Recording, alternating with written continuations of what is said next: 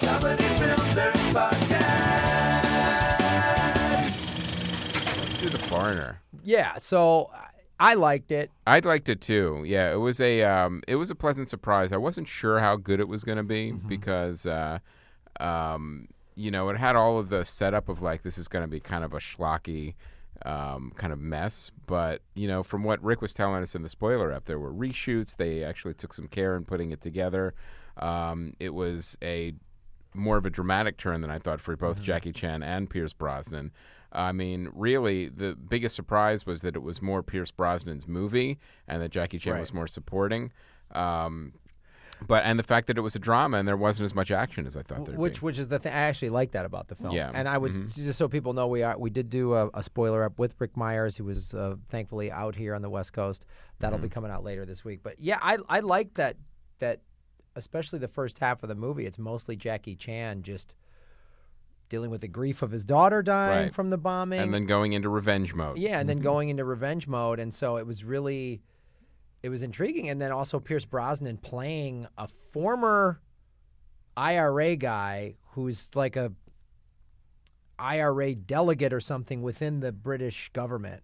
I'm trying to understand their government a little bit, but that sort of seems like what his role was because he's working with the British government. He's not like still a terrorist or spy. And there's been but you can't work too closely with them, and then you're a turncoat. No, then you're a turncoat, right? So it's dealing with the nuances of the actual reality, which is there have been, I think, 19 years of peace between the IRA and Mark, you were a lawyer. How does it work? You got me. International law was never my thing.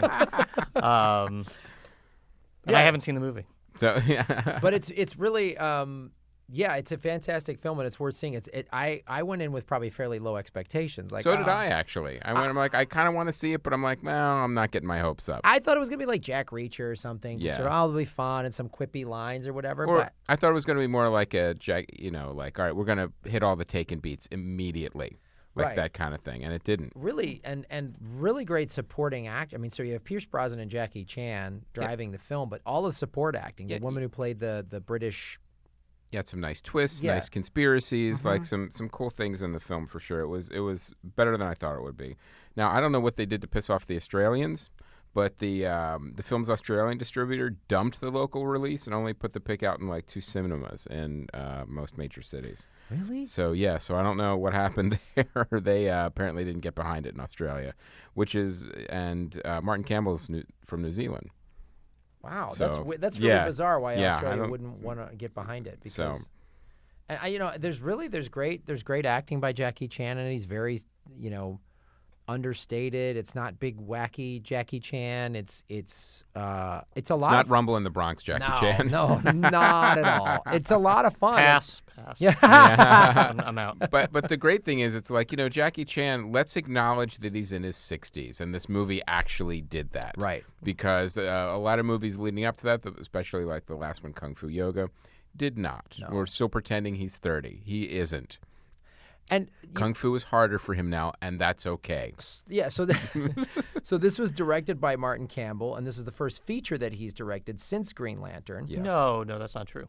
Really? No. His IMDb says otherwise. Well, IMDb is wrong because after Green Lantern, he did the Mel Gibson movie.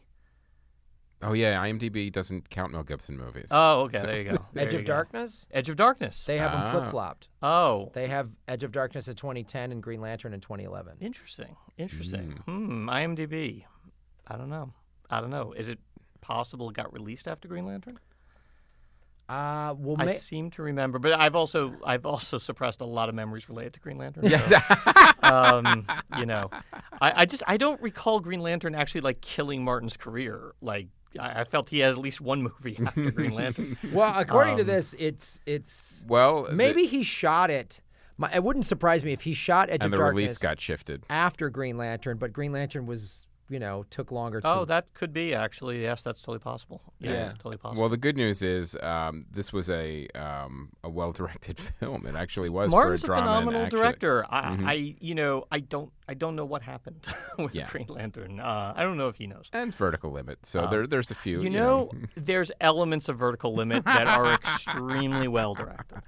So, and I can't argue with the James Bond movies, though. They, no, you really can't. They were the ones he did were good. It's funny. It's like it still is heartbreaking for me to watch Casino Royale because I'll be like, why couldn't we have gotten that Martin Campbell? That was a really good Martin Campbell. Right.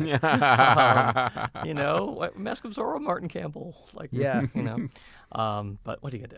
So, But the thing that did obviously show was the fact that, it was a reunion of Pierce Brosnan and Martin Campbell. The last time they worked together was Yes. Goldeneye in 1995. Another great Martin Campbell. He directed him really well in this Yeah. film. Like the thing that surprised me also was that this is the type of movie that's so easy to phone in a performance. Like this is kind of we're just going to do exploitation, action, cities, cars blowing up. That's it. That's all. Yeah, and a script just littered with cliches, but it didn't have exactly. that. It didn't. It was a drama with action elements to it, which is interesting because, I'm sure the trail editors got instructions of like, no, make this look like a Jackie Chan action movie, and really that's not what it was, and it was a pleasant surprise. I wish the trailer editors would have cut together a more dramatic version that showed you, because there's great scenes between Pierce Brosnan and Jackie Chan. Are you giving notes on the trailer?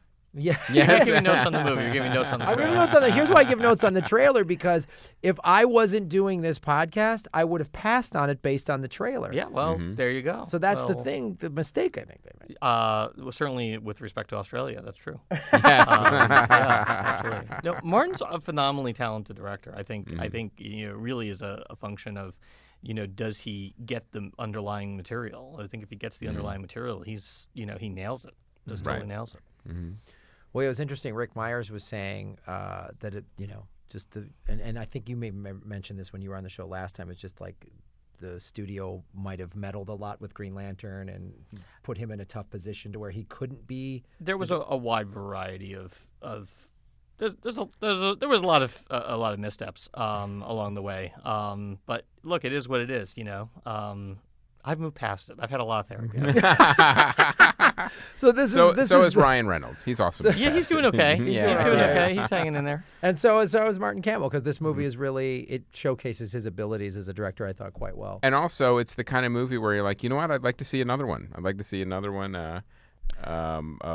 with Martin Campbell directing. Well, yeah, I think, this is based on a book called The Chinaman, so I don't know. There might be more of these. It might be like Jack Reacher in terms of they're going to That'd be funny if there were like 20 books in this series.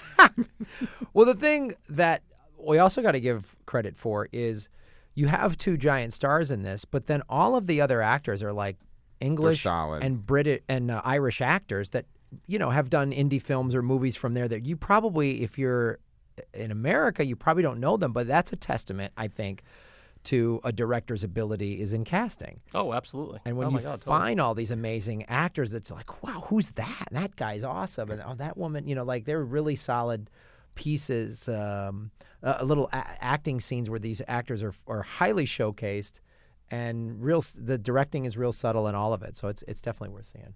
For sure. Ride shot first, getting heads across the